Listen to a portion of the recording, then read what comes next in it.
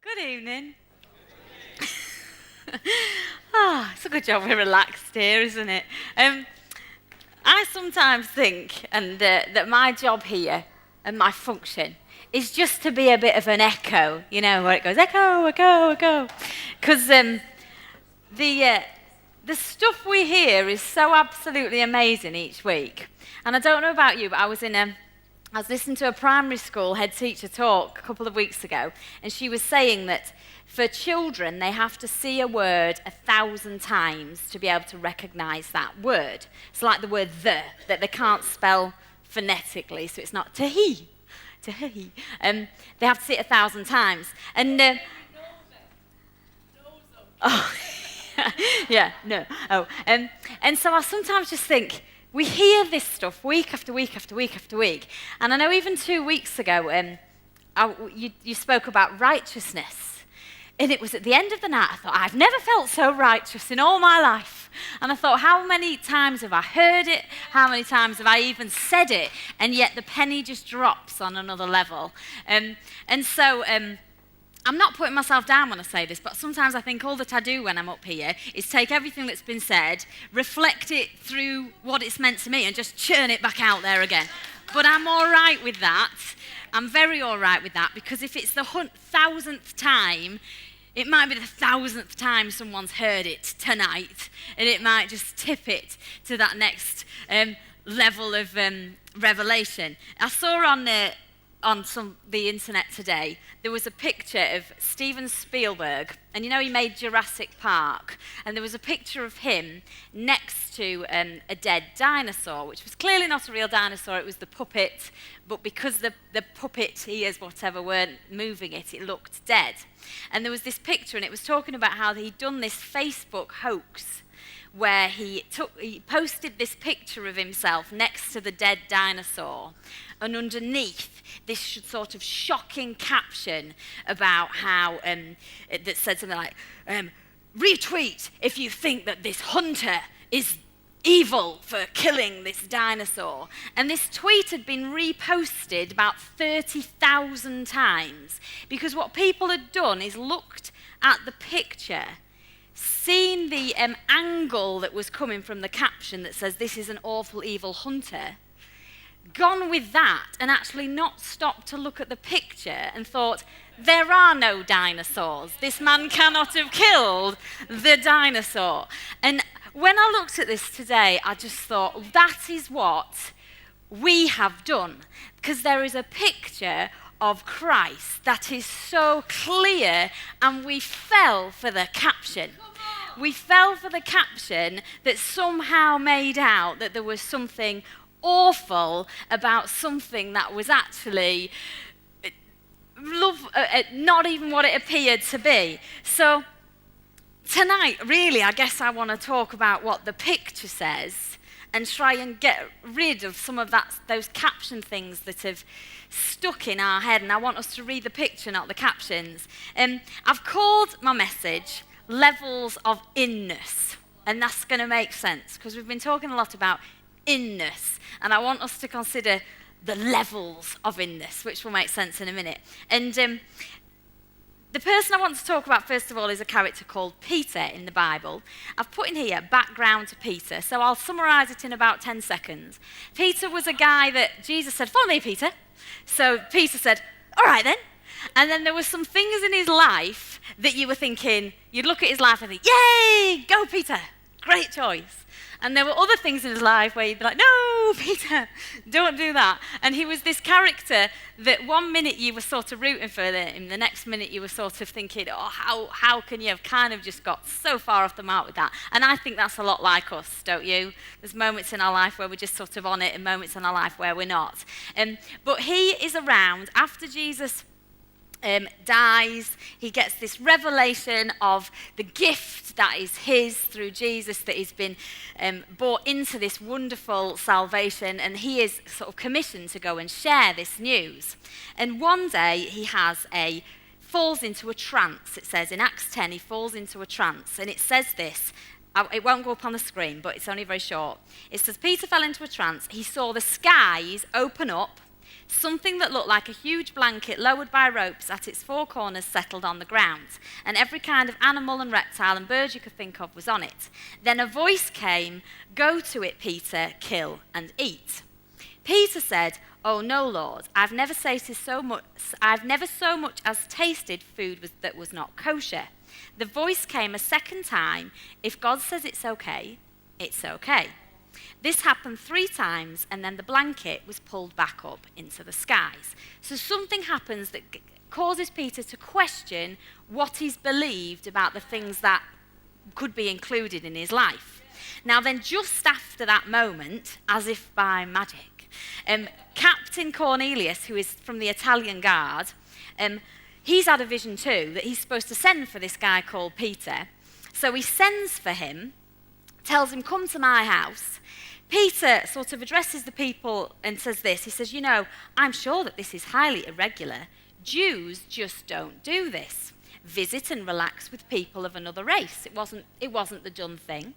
But God has just shown me that no race is better than any other. So the minute I was sent for, I came, no questions asked." So he goes to this house of this person who he would never have considered going to before, because he gets a revelation that it's okay. Realizes when he gets there that God has spoken to this man, and in his frame of reference that wouldn't have been possible before, but he realizes something else is going on, something new. And then this is what he says. This will come up on the screen. Peter fairly exploded with his good news. It's God's own truth. Nothing could be plainer.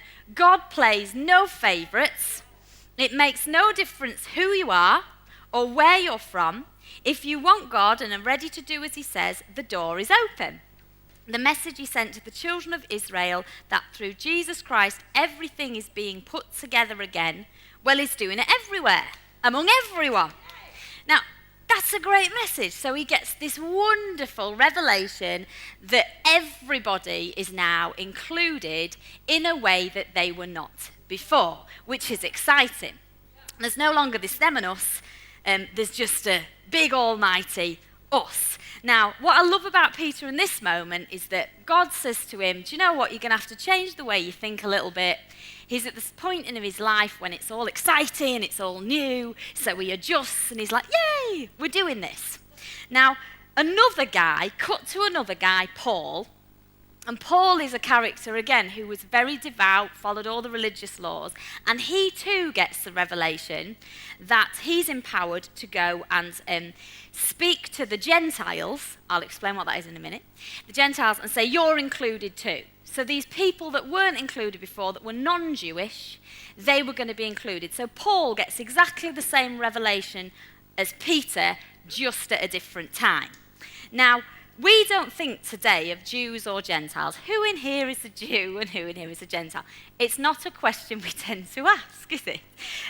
But we ask other questions, which we'll come to in a bit. But the first definition that comes up in the dictionary, when you look up Gentile, the first definition that you get is not a Jew. That's what it means. If you're not a Jew, you're a Gentile. So if you, like me, are not a Jew, the first thing for us to register tonight is that we were included. We were actually grafted in to this message. We're part of the crowd that could have been the unclean, not included, and we got included. Now, the second definition of Gentile is very interesting, because it says in brackets, first of all, ecclesiastical term of or relating to a church, especially an established institution, and then it actually says Christian.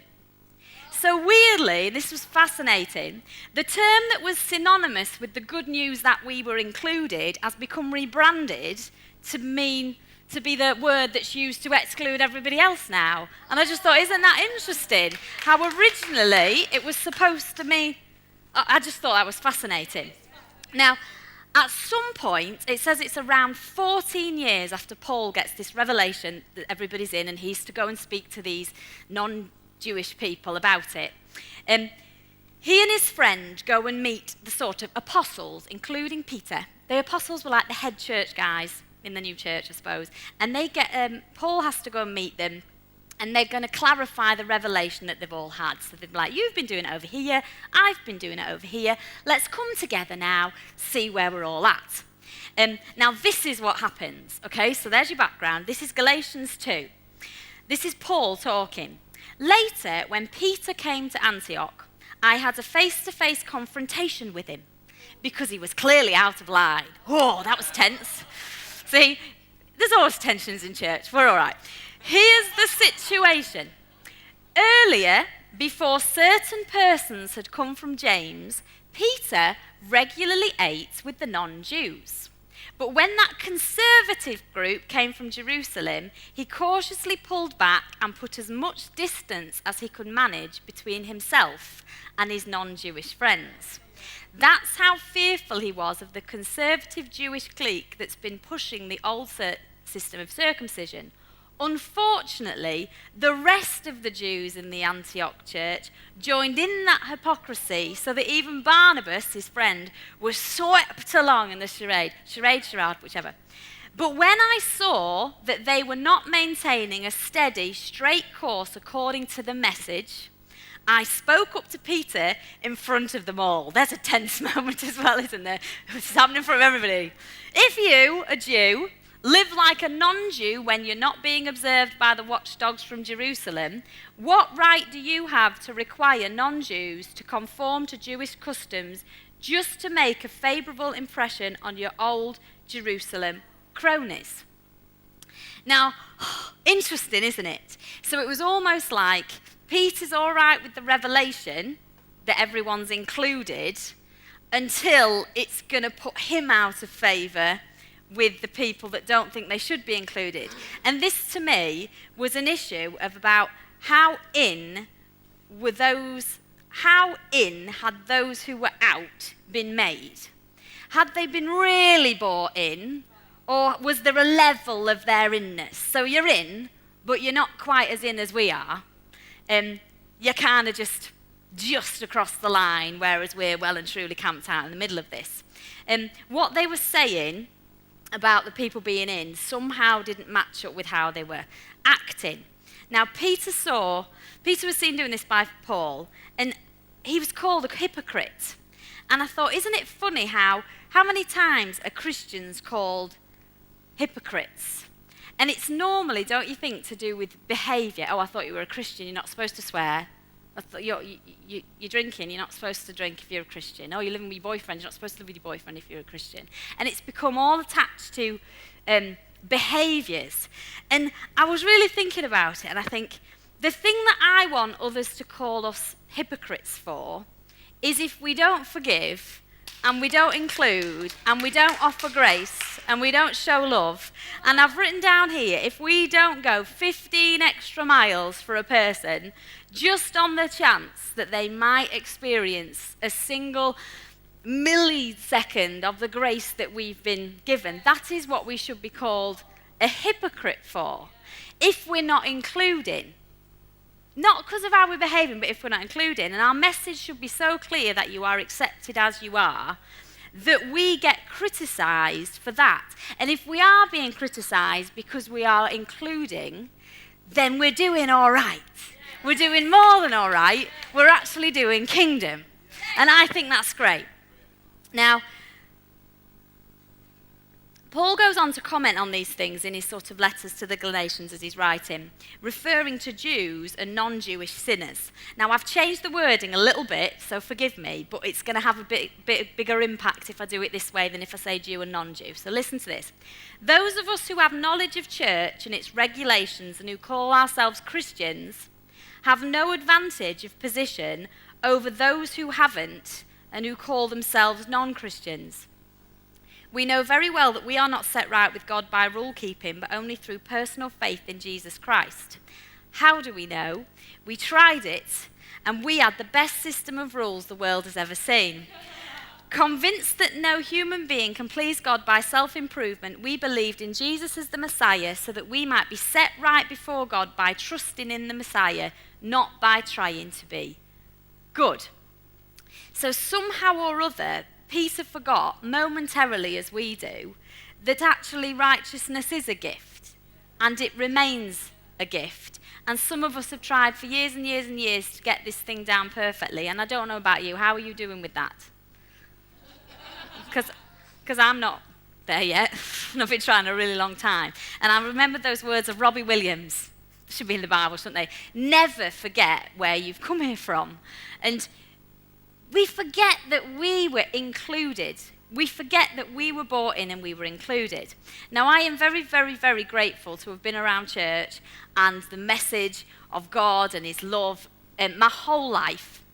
But that isn't why he is my father and friend and buddy and counsellor and power and all those things. And that's not why he remains that. He is those things because it was given to me as a gift.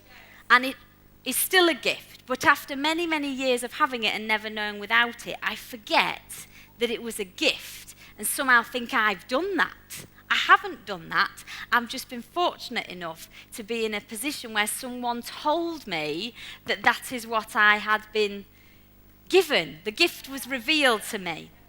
Now, the image I kept thinking over and over again is of a theme park. And they had a reward day at my school yesterday, and 400 teenagers went to Flamingo Land. I bet you're glad you weren't there. And I kept thinking about them in this theme park. And I thought, 400 people, plus probably about 50 staff, were in the theme park, and all of them were in the theme park. Now, some of them might have been sitting in the entranceway having a cup of tea. Some of them might have been on the scariest roller coaster in the whole entire place. But they were all in the theme park. They were just experiencing different things, but they were all in the theme park. You couldn't have said, well, he's more in than she is, because they were all in. Does that make sense? Whereabouts they were in doesn't undo the fact that they were in.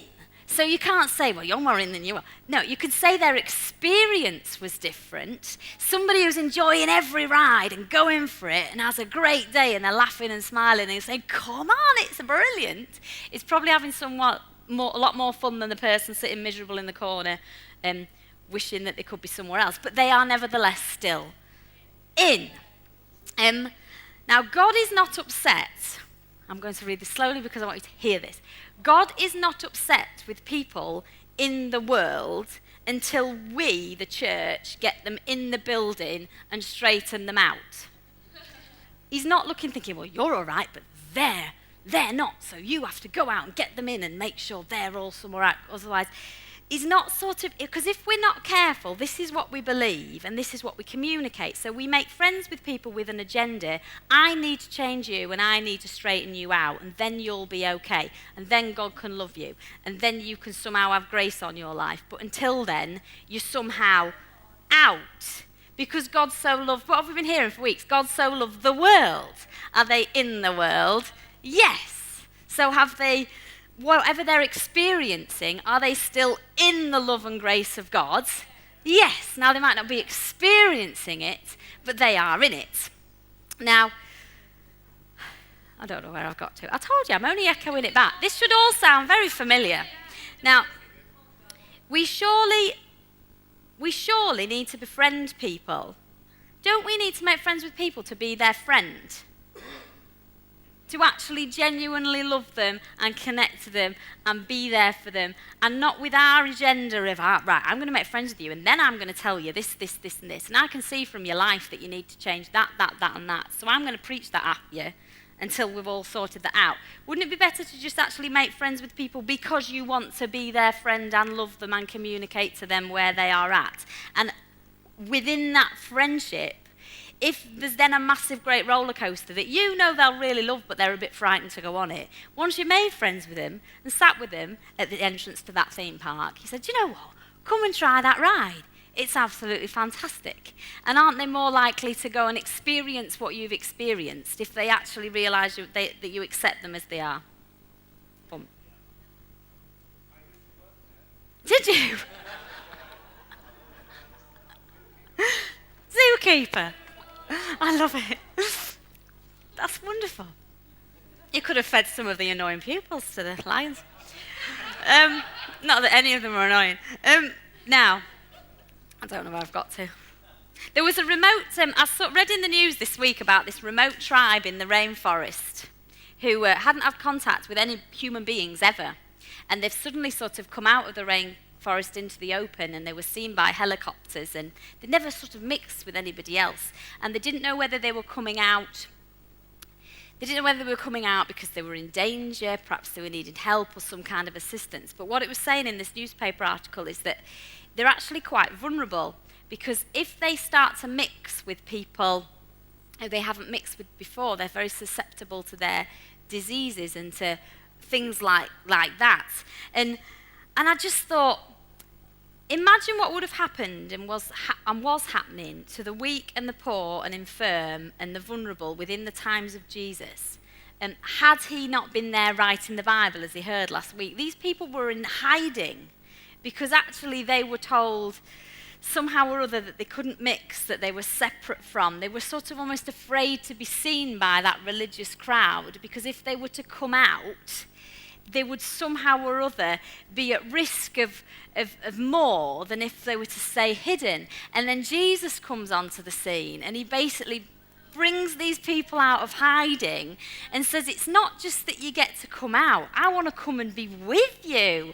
You're the people I want to be with. And I think that surely should be the heart of the church. Not that we want to keep people who might be considered weak or vulnerable or different or somehow going through stuff. Not that we want to hide those things away within our meetings so everything that is neat and tidy and looks all right, but that they're the very people that can come and have centre stage and be the most welcome. Isn't that what we're supposed to be? Isn't that what we're supposed to be doing? Now, I am not more in with God than someone who is living in a remote tribe who has never heard of him. And I can sometimes find it quite hard, and you will too if you admit it, because we do like exclusivity in our relationships. We do. My husband's of 14 years. I've been with him 16. That's a long time, isn't it? It's mostly good. He loves me and my son more than he loves other people. He loves me and him more than he loves the rest of you. It's true. And I like that he loves me more. I like that I love them more. I like that we have our exclusive little family and that it's mine and ours. And I wouldn't want him to love you lot as much as he loves me. I want to be first and I want to be favourite. And if you think about it, so do you. You want the people in your life to... You want to be first and you want to be favourite. And so we can really struggle when people are included that we think, I don't want you at this party. We like our little party, we like our little group, it suits us, we all agree, we all know where we stand, we don't want you coming in as well. We do, admit it, we find that quite hard sometimes. And I was thinking about this and I was thinking, I propose that the reason why we seek this exclusivity experience is we actually haven't fully experienced the wonder of what it actually means to have connectedness with each other and with God to the degree that I think we were ever supposed to. I think that's something that we lost along the way and got lost along the way. And I believe that could be restored and that's a part of a revelation that we all need to have, because to us often others are a bit of a threat, aren't they? Somehow or other, if you're allowed into whatever this is, you're going to threaten the place I have, what I value, what I believe, how this works, how our groups work. You're going to bring in attitudes and behaviours that just don't make me feel very comfortable. And it's because really we're still not fully, I almost want to say we're not fully enjoying the party that is our own life. We're actually often not happy. We're actually still trying to get whole, and we're still working so hard for something that we've actually already got. We've already got this incredible worth and acceptance. We've already got the whole entire world. And yet we're still working so hard to be whole, to be okay, to feel accepted, to feel loved, to feel secure. And we've already got those things, but the problem is the revelation of that gift that we've been given hasn't yet fully been revealed. So we just work harder at it, pursue it in all sorts of ways, and then that's what causes us to be exclusive. Because while we're grabbing for all that experience, I mean, we heard it tonight, while we're grabbing to get that drug of our choice, our new drug, you have to exclude others. We had this really tense staff meeting this week. It was fun, actually. The head at the end asked for questions, and normally when he asks for questions, nobody asks any questions. And on this night, 6 people did. And there were questions that were like, oh, awkward. And what the problem was, and you'll recognise it, is that at school where I work, very proudly, is an inclusive school. We don't exclude pupils that would be excluded really from every other school in the area. We keep them, we try and somehow rehabilitate them, because once you permanently exclude a child from school, you really make their life very, very difficult. So we go all out to try and keep them and include, and I love that we value that. I love that's what we stand for, and it's very important. The problem is, with the new sort of government guidelines, and your performance is now linked to your pay, and your performance measure is linked to how much progress the pupils make in lessons. So in your class, everybody, I'm not looking at Sarah Fox because I'll see her face when I say this, every single member of your class has to move half a level every single year. Now if they don't, you fail. So there can be all sorts of reasons why pupils don't move, as you can imagine. They might not attend school. They might, that's one reason. They might misbehave when they're in school. They might have all sorts of genuinely challenging things going on outside of the classroom. But you as a teacher, you have to move them that far. You have to. You have to or you fail. And so what the point was coming up in this meeting was, okay, so we're going to include everybody regardless of what their issues might be, but then we have to get all these people we've included to this thing here. You kind of can't have both. Do you get that? You kind of can't have both. If we're going to say, well, you're included regardless of your stuff, and we're going to have to go a journey with you, and that's going to be harder, it's very difficult. And I thought, this is what the problem becomes when you've got this destinational thing. If we have to get everybody to X, you can't include everybody. Because if you do, you have to be in this mentality that says, well, you're going to have to catch on, or you're going to have to get out.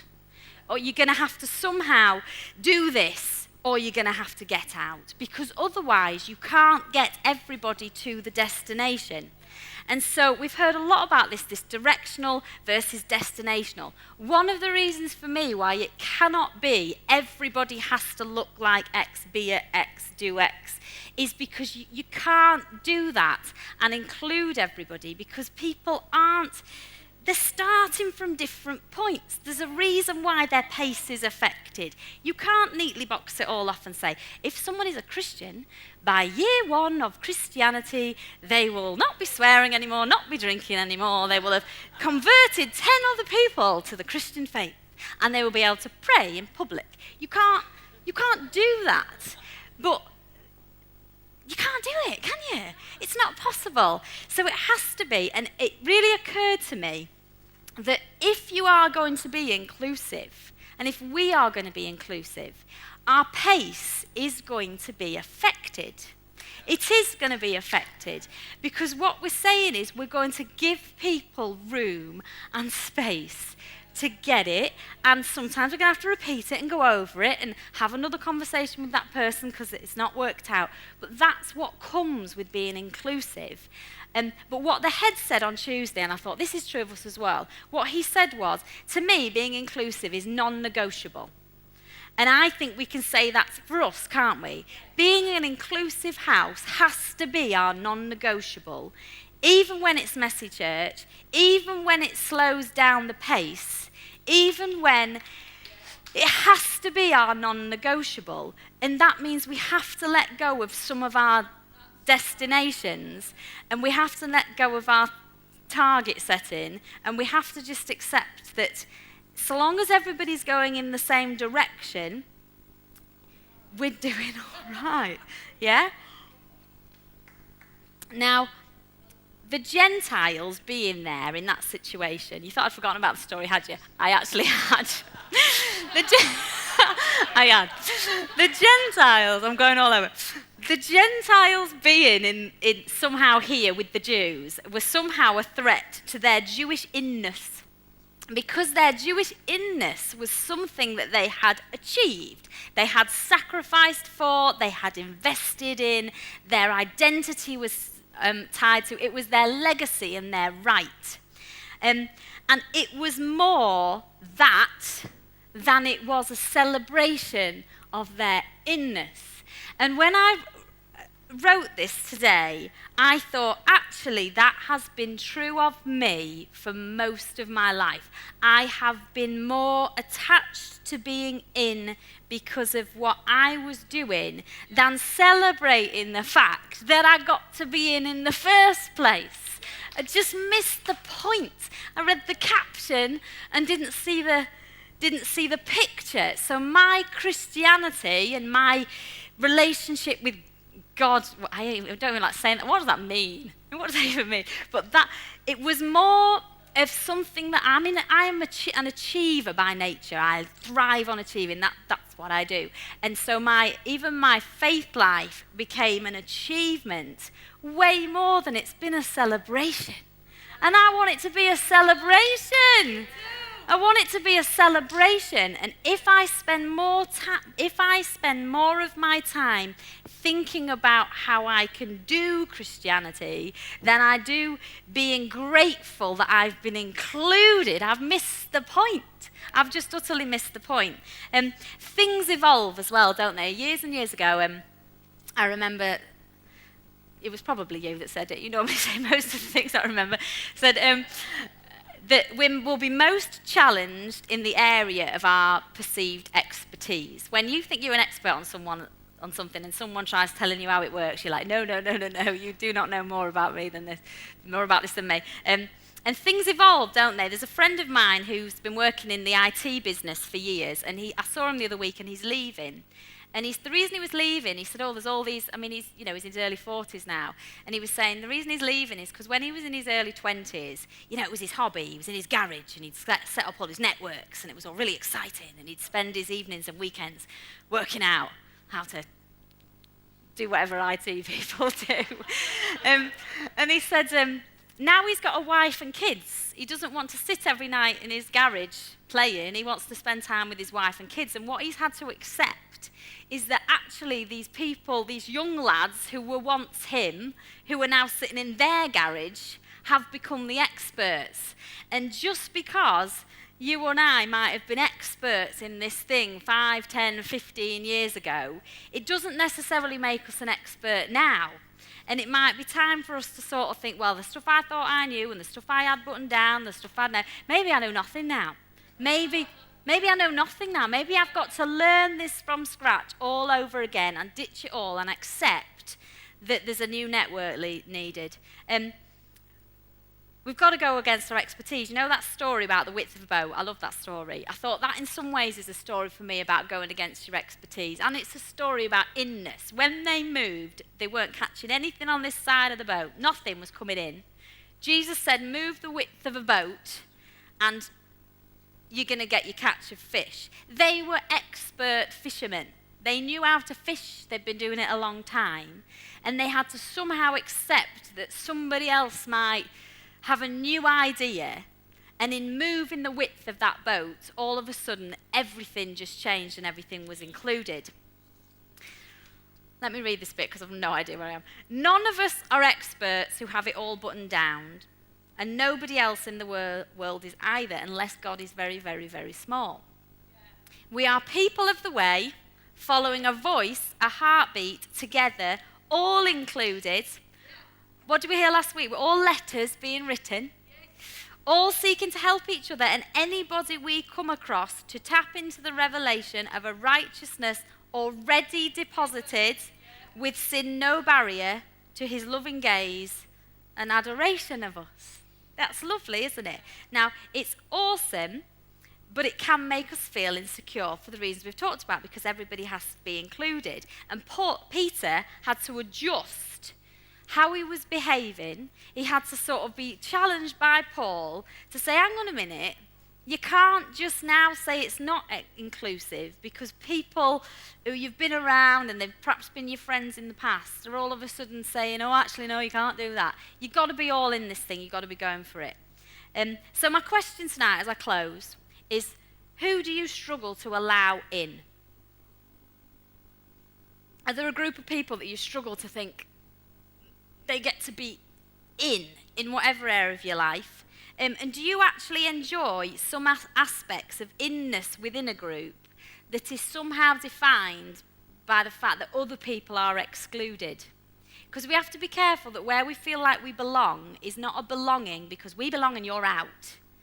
Because then we've become this exclusive group, haven't we?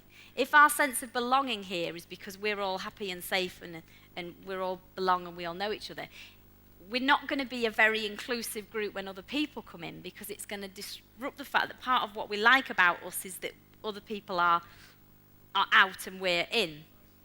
And so the key for me that I came to today was actually really we need a revelation of the wonder of our own in-ness and that being a gift.